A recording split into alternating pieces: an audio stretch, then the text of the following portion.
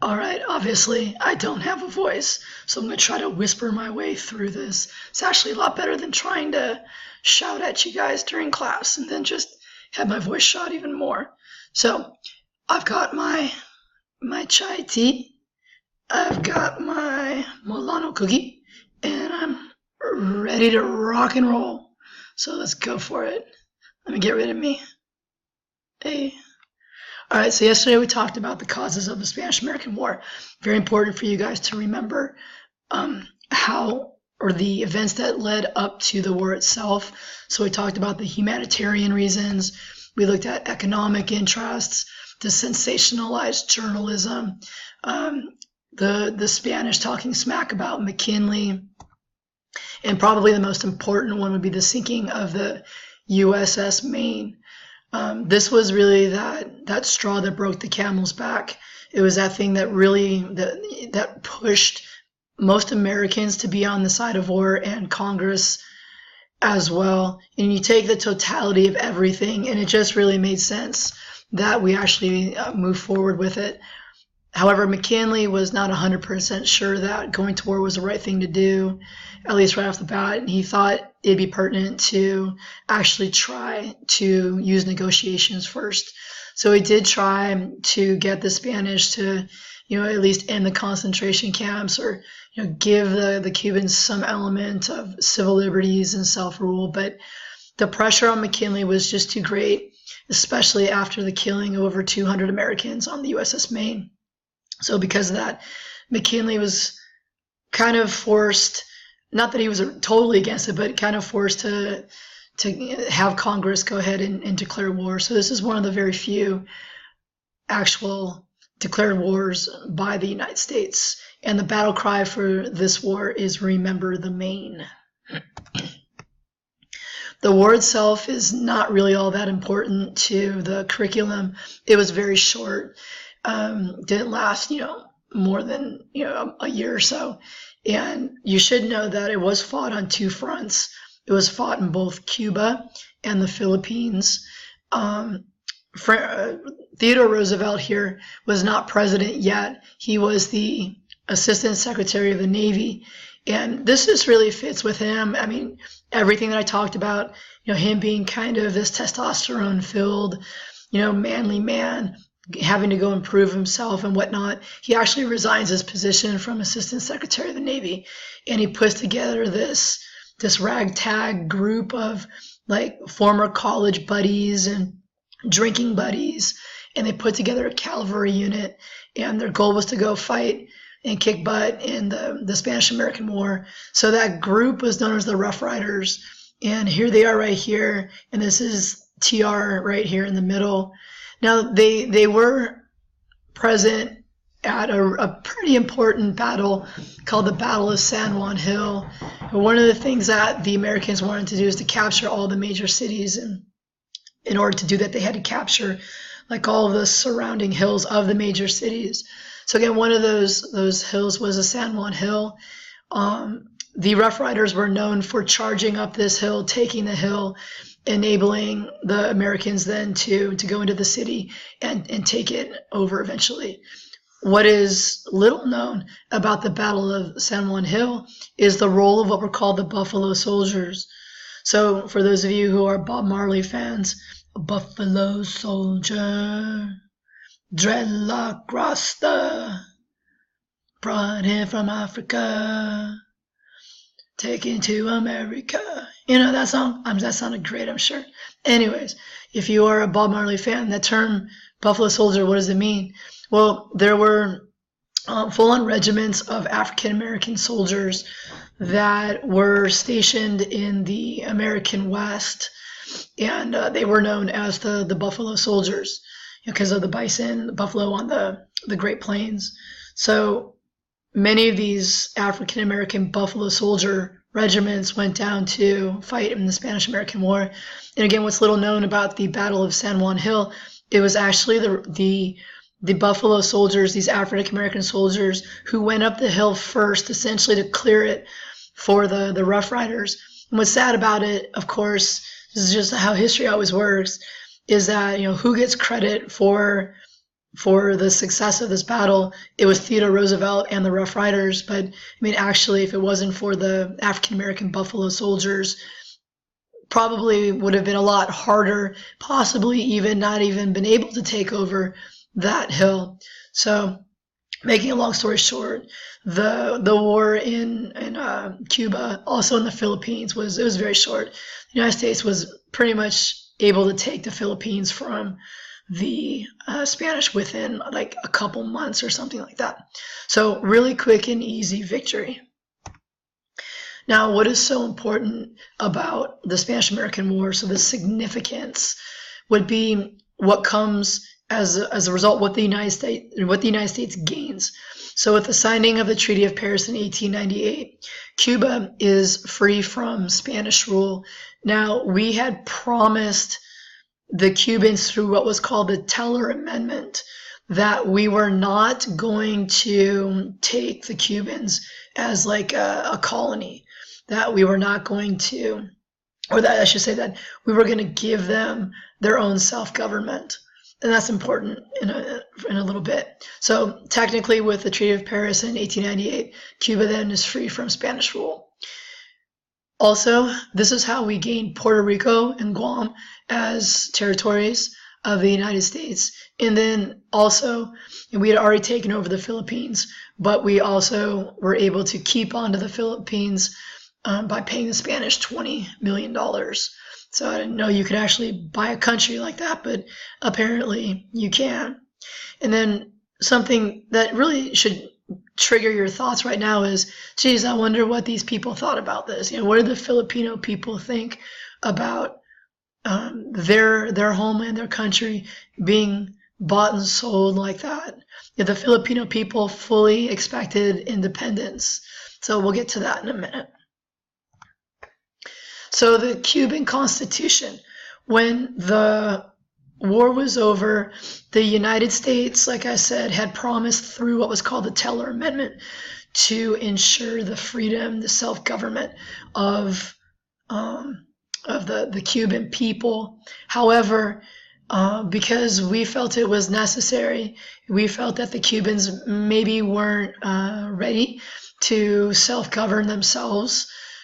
We felt it necessary to restrict the Cubans in their complete autonomy by imposing what was called the Teller Amendment, or I'm sorry, the Platt Amendment. So the Platt Amendment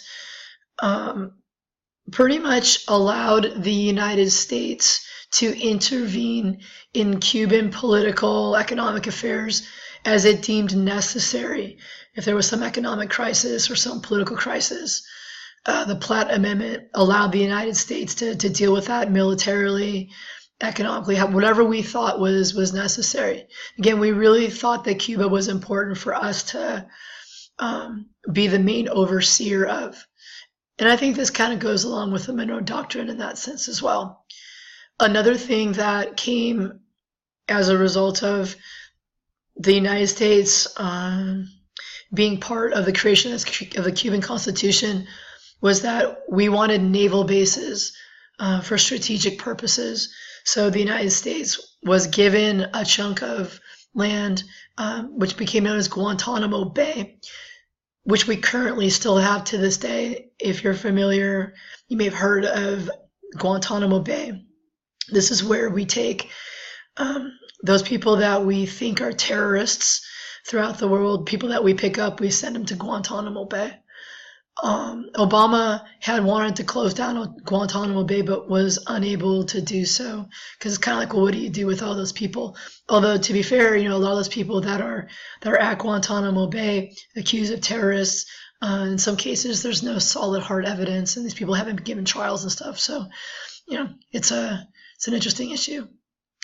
So eventually, looking on in time, like we don't have the ability to intervene in Cuba anymore because in the 1930s, Franklin Roosevelt was trying to make amends with some of the things that we did in Latin American countries because we needed them on our side, because there's this thing called fascism that's starting to build in Europe, and we don't want fascism to come to the Americas. And We want people to stand loyal to Western democracies. So one of the things that Roosevelt did to help in that situation was to abolish the Platt Amendment. But we did keep Guantanamo Bay. Again, we still have that today. So again, the significance then of the Spanish-American War that you really should hone in on is that the United States emerged from the war as a world power. I don't think, as isolationist as we wish we could be, it's going to be hard for us, because we're on the world stage at this point. Even though our colonies aren't like grand, big colonies or anything, we still have colonies. And that is what's going to elevate us in the world to be a world power.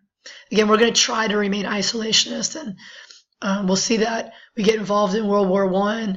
We want to try to remain isolationist.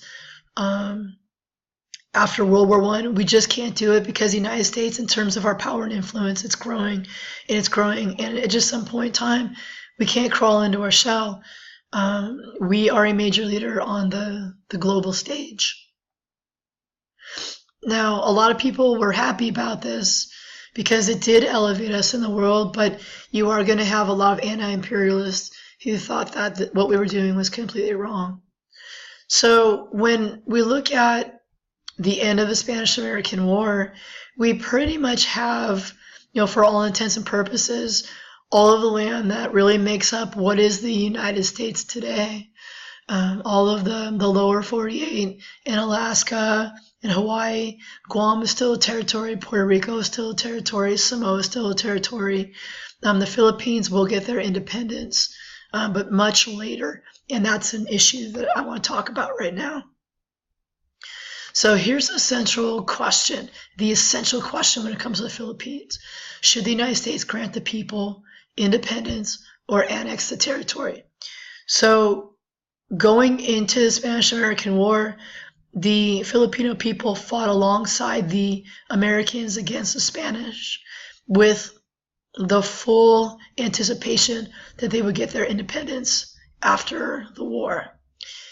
But the United States is not going to do that. The United States, and McKinley in particular, he gives like a speech, and he flat out says that the Filipino people are not prepared for self-governing, so therefore the American government should control the Filipinos until they have the ability on their own to run their own government. Again, this is not what the Filipinos had what their perspective was for their future. So this guy, Emilio Aguinaldo, he's going to put together a group of fighters to fight against the Americans. So essentially what's going to happen is that after the Spanish-American War, the Filipino people under the leadership of Emilio Aguinaldo, they're going to fight against the Americans. So we're going to be involved in another war for about a year or so. Now, Emilio Aguinaldo, he wrote a letter to the American people, which I think is pretty powerful. Without reading the entire thing here. Going down to the bottom, and he's talking to the Americans. He says, why do the imperialists wish to subjugate us? What do they intend to do with us? Do they expect us to surrender, to yield our inalienable rights, our homes, our properties, our lives, our future destinies to the absolute control of the United States? What would you do with our 9 million people? Would you permit us to take part in your elections? Would you concede to us the privilege of sending senators and representatives to your Congress? Would you allow us to erect one or more federal states, or would you tax us without representation? Would you change your tariff laws so as to admit our products free of duty and in competition with the products of our own soil? So he's questioning the motives of the United States, and I think, rightly so. Well, what is it about the Philippines? Why did the Americans want it in the first place? Well, the Philippines is right next to Korea and Japan and China, and we want a foothold in that area. So to us, the Philippines was really important. Was it really about, are concerned that the Filipino people didn't have the ability to govern themselves. I'm not 100% sure on that. Is it more that we just wanted another colony, we wanted to be more powerful, that we wanted that foothold into the realm of Asia? That's something for you to decide. So we end up annexing the Philippines in 1899. And like I said, the Filipino people didn't want this. They wanted the right to self-determination. They wanted their independence. They did not view the United States in a very friendly way. They viewed us as conquerors, which is understandable, I think. So again, we fight, pretty solidly for about a year, but on and off fighting for about 3 years or so. So when we do annex them in 1899, we pretty much control them, a limited role in government, but that's not what they wanted. They wanted the right to self-determination. So when do we actually give independence to the Filipino people? It doesn't come until 1946. Kind of an interesting story. And I know there are some Filipino people in class as well. I usually ask my Filipino students what they know about this and whether or not they thought the United States did the right or wrong thing. And one year I had a Filipino kid, flat out tell me that it was the best thing ever that the United States controlled the Philippines for about 45 years or so, because his perspective was the Philippines were in a lower state, that economically they were not producing, they were not manufacturing. Politically, their governments were corrupt. So in the eyes of this particular kid, he thought the United States, by coming in and boosting up the economy, establishing quote unquote democracy, that this was the best thing for the Philippines because it allowed them to grow. And so by the time they got their independence, that they were on their feet and they could be successful. Again, that could be debatable, but I just wanted to share that perspective with you. All right, before we move on, what I'd like you guys to do is you're going to be going into Google Classroom. So let me do that real quick. So you're going to go into Google Classroom, and then the first thing you see is a little thing here that says Document Analysis. So you're going to click on that bad boy.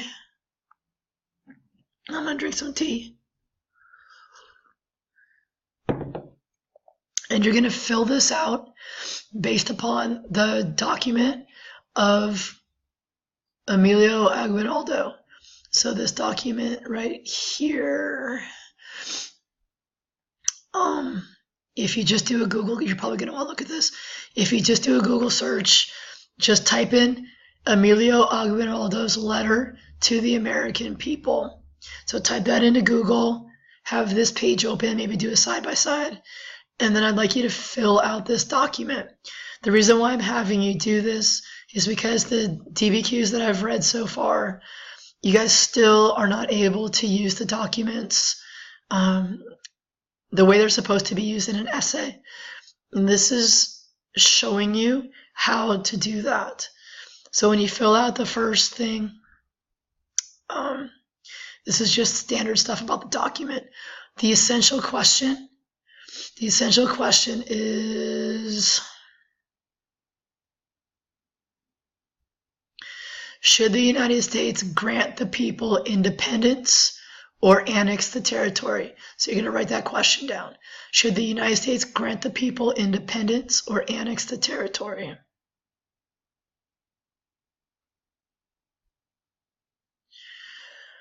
What is your answer to the question? Either they should or shouldn't.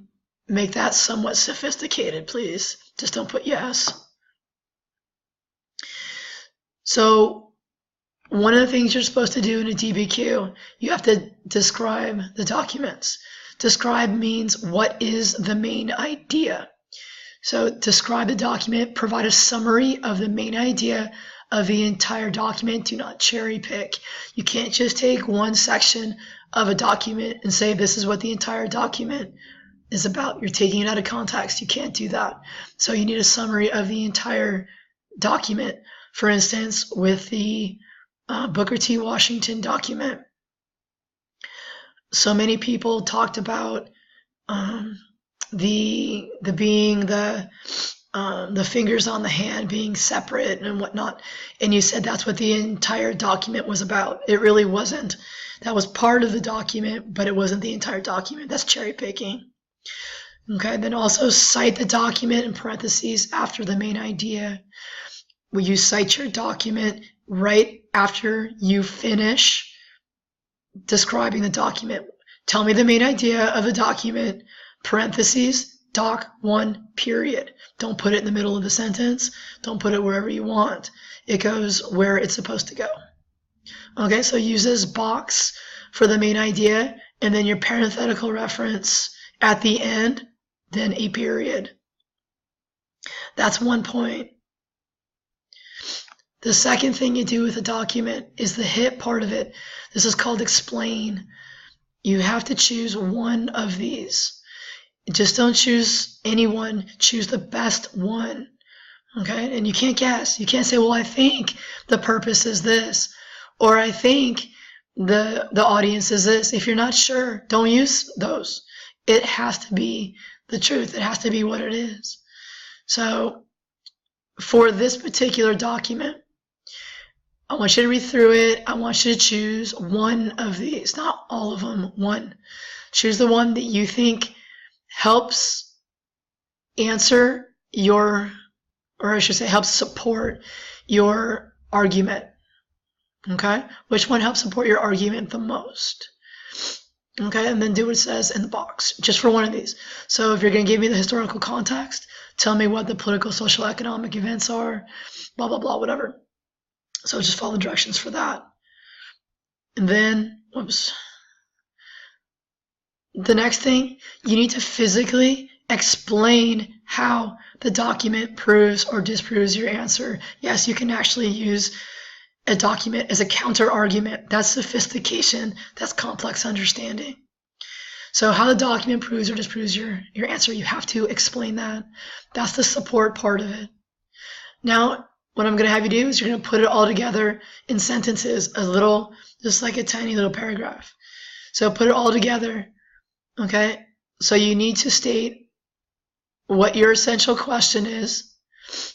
You want to describe a document, then go into whatever your hip is, and then you want to go right into your support, one after the other, but you want it to flow, okay? So try to make it flow. And then you're going to type that out right here. Oops, yeah, right there. And then I'd like you to highlight your main idea in yellow, hip in light blue, and support in light green.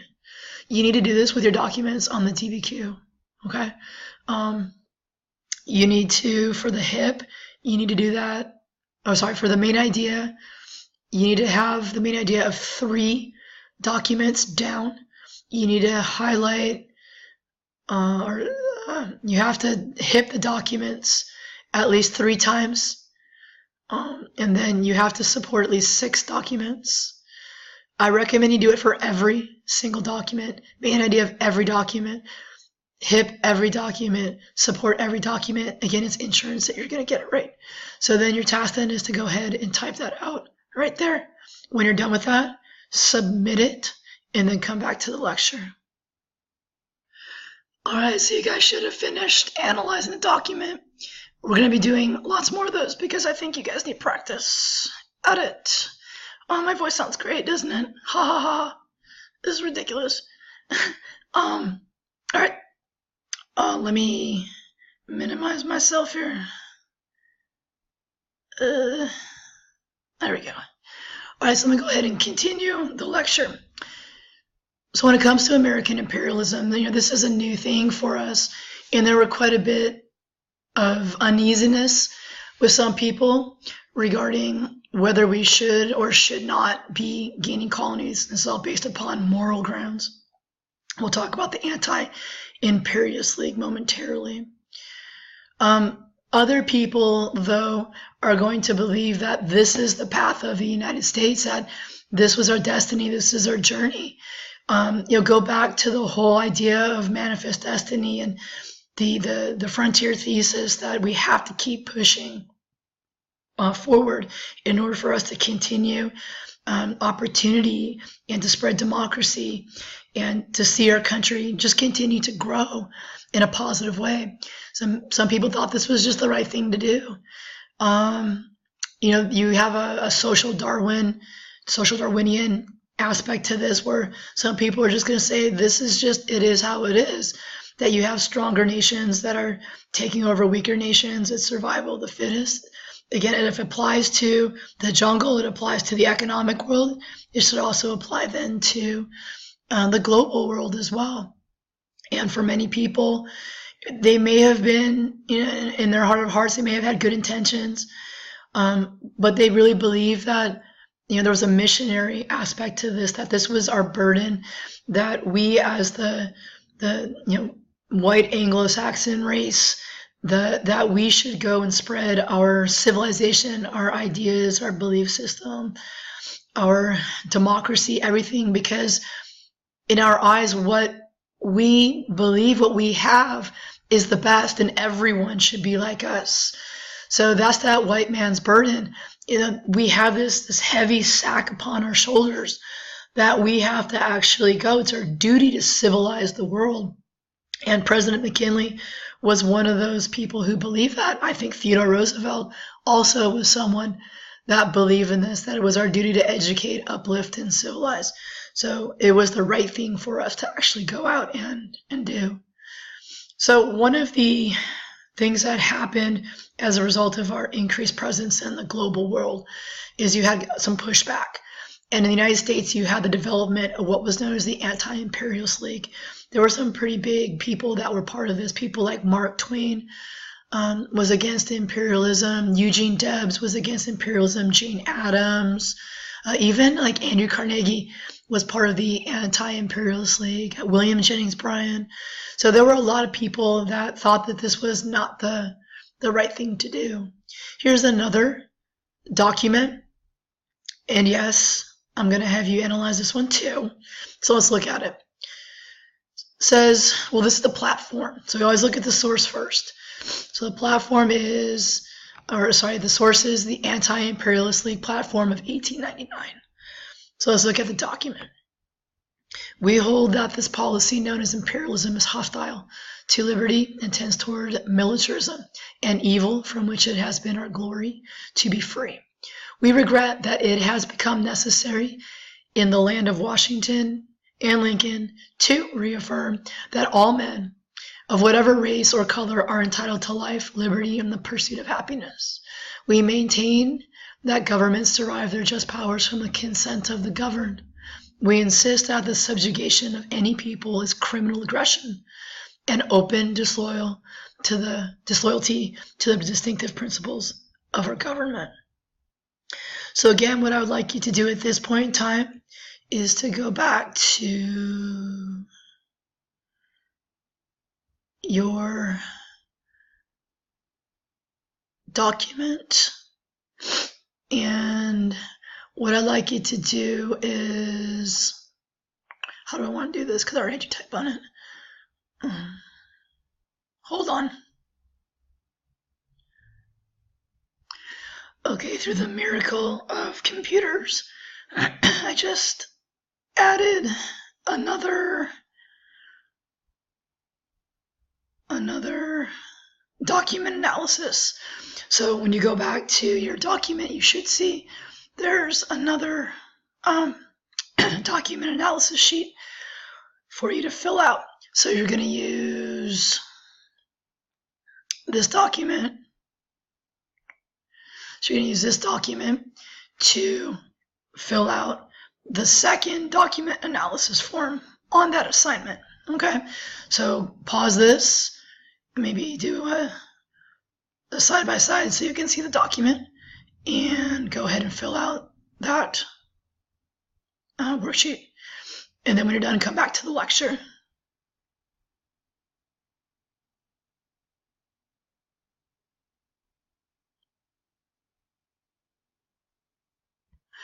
All right, now we're going to shift gears a little bit, and we're going to be looking at our interest in Asia and talk about what happened in China with the open door policy.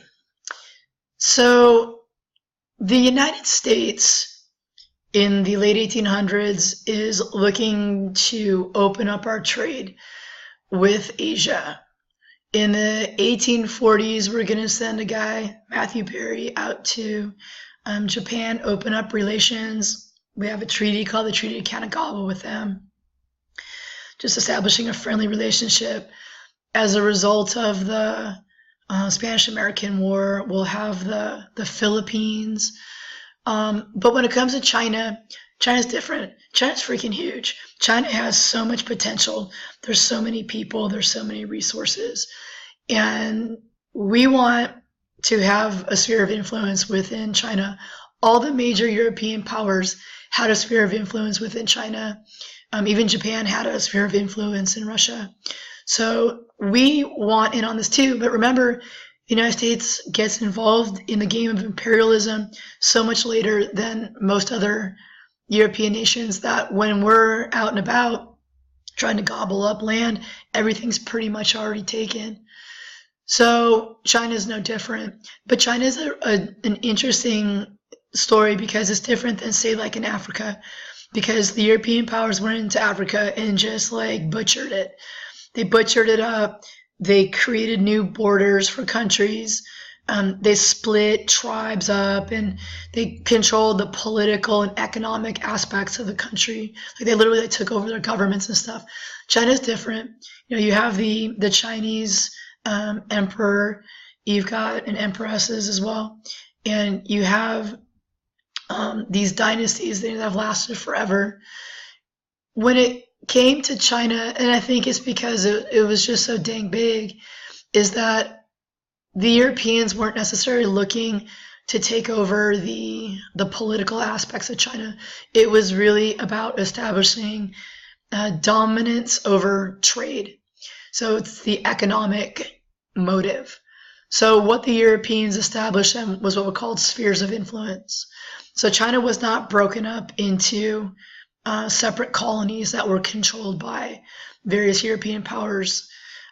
They just had a sphere of influence over an area. So the United States, again, we have no sphere. We don't want to try to push for one either, because that could potentially lead to war, which we're not really looking at doing, because who wants to go to war with all the European powers in Japan? I mean, it's kind of stupid. So we try to use our brains and be smart about it, and we opt for diplomacy. This is just a map of the various spheres of influences within the country of China. So Russia had a pretty big sphere of influence. Japan had their sphere of influence. Britain, France, Germany. But again, the United States wants a sphere of influence because we know there's a huge economic boom when it comes to China, and we want it. This is a cool political cartoon. It's kind of a funky picture cartoon thing. Le gâteau chinois. I'll say it again because I said it so awesome. Le gâteau chinois. That's the Chinese cake. So basically you have the European powers, including Japan over here. Oh, and who's this? Theodore Roosevelt. So you got Theodore Roosevelt and all the European powers. They're carving up China here because everyone wants a piece of le gâteau chinois. Oh, check out this guy. This is Nicholas II. So he's the last Tsar of Russia for all you Anastasia fans. And I'm not talking Disney version here. That's her father. All right, diplomacy. That's what the United States is going to be pushing for. So we want access to China. And our greatest fear is because we don't have a sphere of influence within China, is that those who do have a sphere of influence in China are going to block us. They're going to keep us out, that we're not going to have access to China. So our goal is to create this open door policy where essentially the key phrase here is free trade. So that's what the United States is trying to establish within China through an open door policy, free trade. It would actually, in the eyes of the United States, it benefit everyone to have free trade throughout all of the different spheres of influence. And again, we aren't looking to take over the Chinese political sphere either. So we're respecting China's political sovereignty, again, to us and all Europeans, including Japan. It's really all about money. It's about trade. Now, the Europeans don't necessarily want to do this. They like what they have. They think it could lead to conflict. They think potentially it might decrease their economic results. So they're kind of pushing back on this. But something happens that's going to give the United States some leverage when it comes to this idea of free trade and an open door to China. And that's the Boxer Rebellion of 1900. So the Boxers were Chinese nationalists. Here's a familiar theme we've been talking about. People want the right to self-determination. The Chinese people did not want to be controlled by outside influences, even if it's just economic. People want the right to choose their own political, economic, and social way of life.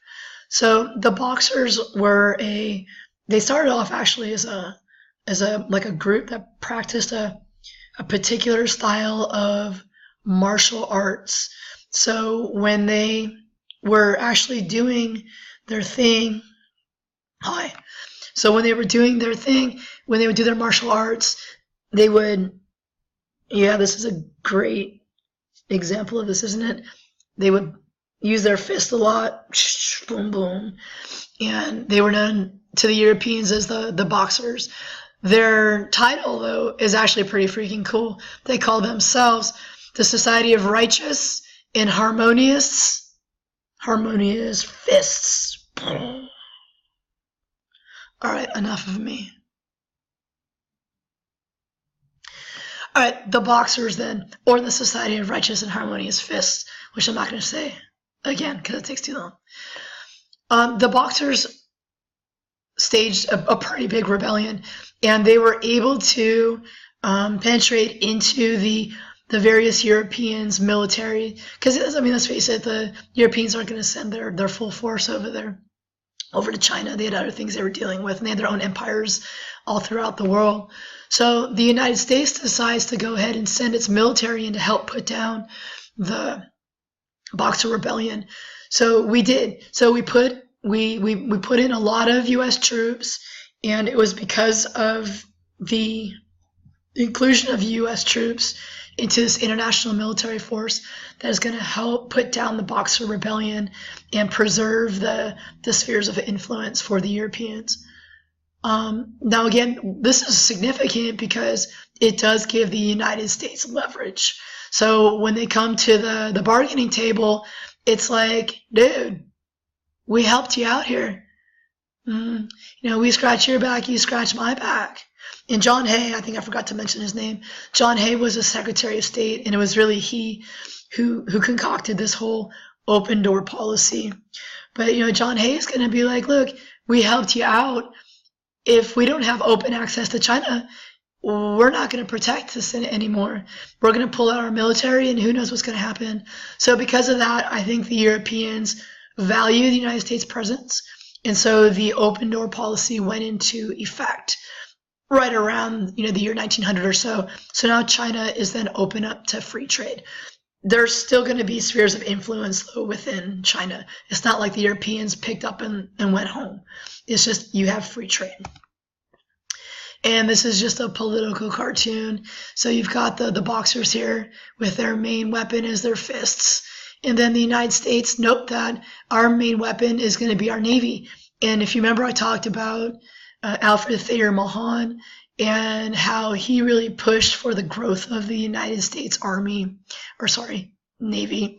That if we really wanted to be a world power, that we needed to establish a powerful Navy, which we will. And Theodore Roosevelt will be key in that a little bit later. And then just a picture of U.S. troops in China. And then really something to consider.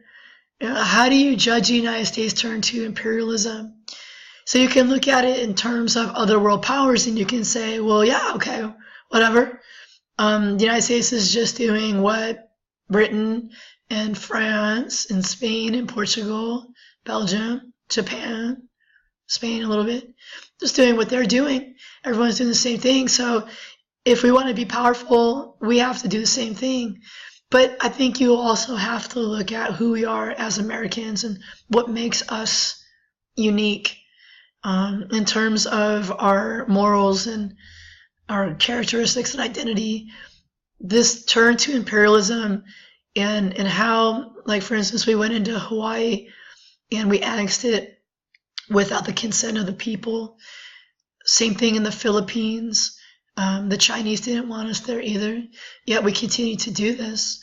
Regardless of the fact that other countries are doing this, is this really what the United States is about? Is it hypocritical to our historical ideals? So just going to throw that out there, something for you to consider. One thing for sure is that our foreign policy is definitely changing around the time of the progressive era, so late 1800s into the teens. And looking at our foreign policy and our role in the world, what should our role be? Should we be the world policeman? And again, at this point, it's really early in the game, but we are building up our Navy, and we are becoming one of the more powerful countries in the world.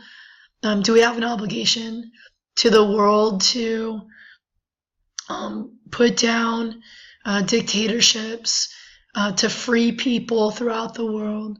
Is that what our job is, to maintain stability in our world? Should we be the United States, should we be the world policeman?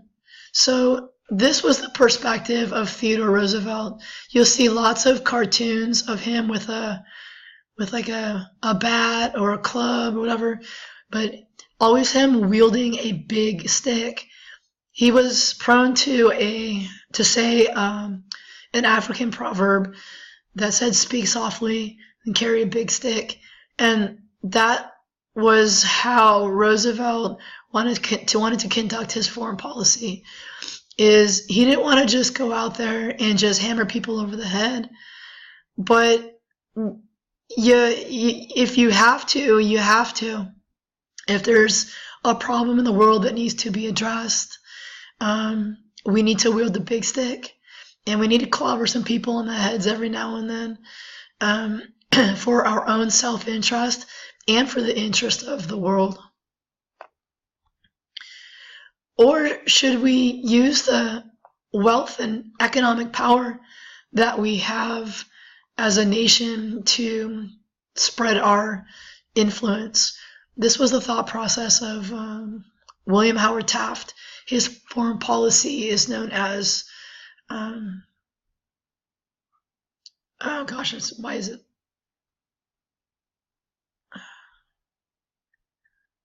Hold on a sec. Sorry, I lost my mind there. I lost my mind and my voice. So his foreign policy was known as dollar diplomacy. So the fact that we are a very wealthy nation, can we buy our way into various countries to make those countries better, which would in turn make the United States better?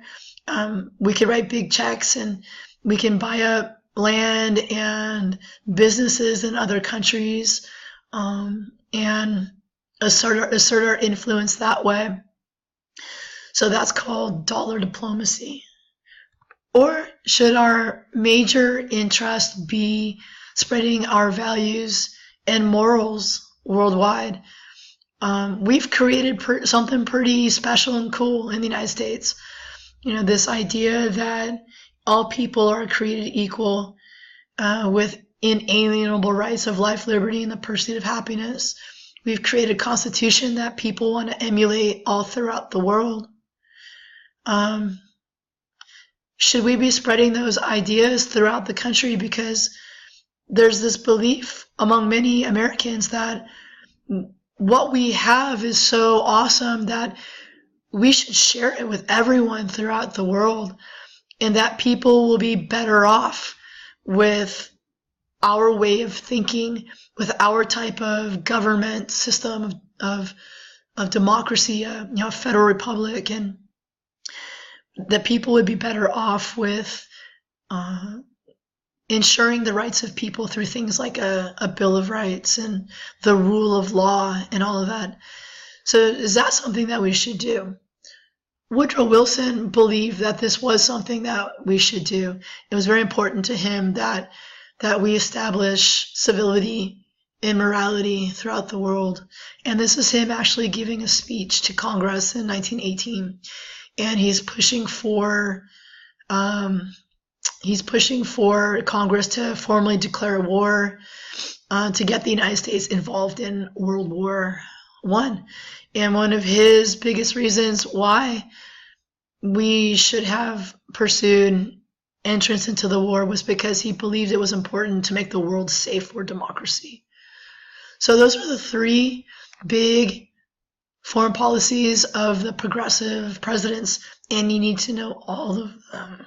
So big stick diplomacy, dollar diplomacy, and moral diplomacy. Okay, this is a spot where you can pause it, and I'll give you further instructions on what to do with the rest of this later.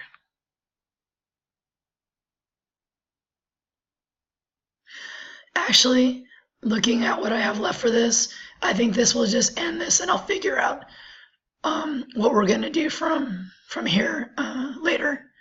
So you need to make sure that you finish this lecture, and then you also need to make sure that both of the documents are complete and turned in today.